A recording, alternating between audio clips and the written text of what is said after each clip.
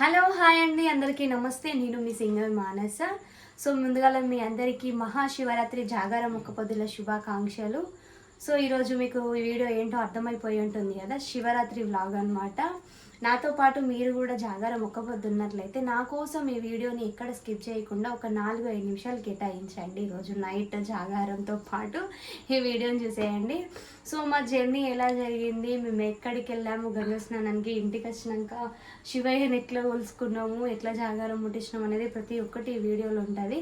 So ఎక్కడ skip చేయకుండా చూడండి. అండ్ ఈ వీడియోని లైక్ చేయడం మాత్రం మర్చిపోకండి. అదేవిధంగా ఛానల్ ఎవరైనా సబ్స్క్రైబ్ చేసుకున్నట్లయితే వెంటనే ఛానల్ని సబ్స్క్రైబ్ చేసుకోండి. మేమైతే స్టార్ట్ అయిపోయినాం గంగా స్నానానికి వెళ్ళడానికి. ఎక్కడికి వెళ్తున్నామో ఒకసారి కామెంట్ చేయండి, మీ గెస్ ఎంతవరకు కరెక్ట్ అవుతుందో. ముందు క్లిప్లో మేము ఎక్కడికి వెళ్తున్నామో మీకు మన ఏరియాకి దగ్గర ఉన్న వాళ్ళకైతే అర్థమైపోతుంది ఆటోమేటిక్గా.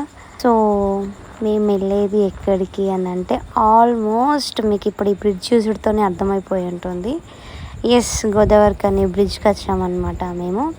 ఇక్కడ సమ్మక్క సారక్క జాతర కూడా జరుగుతుంది.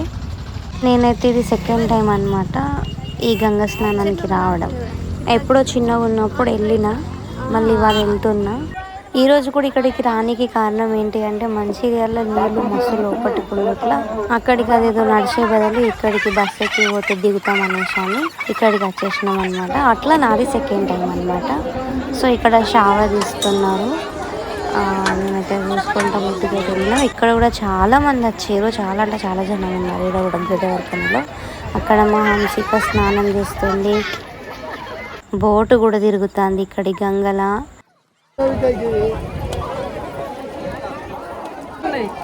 అదే అదే చూసిన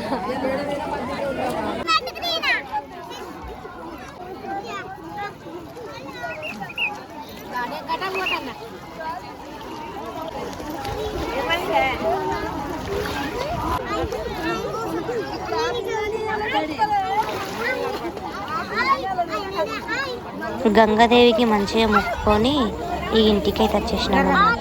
జాగారం ముట్టించుకోవడానికి అన్నీ అయితే ప్రిపేర్ చేసుకున్నాం. ఏమేమి పెట్టినావు మమ్మీ?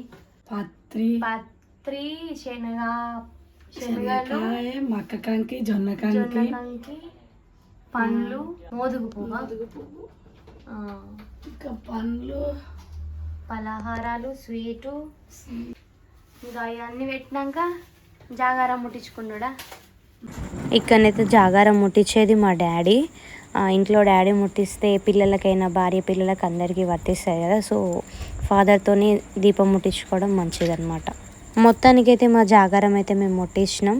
మీ ఇంట్లో కూడా ముట్టించారా? ముట్టిస్తే నాకు కామెంట్ చేయండి. వీళ్ళనైతే నేను డిస్టర్బెన్స్ చేస్తాను, మొక్కుకుంటాంటే చలో పక్కకి వెళ్ళిపోతాను మొక్కుకొని. మీరు ఛానల్ని సబ్స్క్రైబ్ చేసుకోవడం మర్చిపోకండి.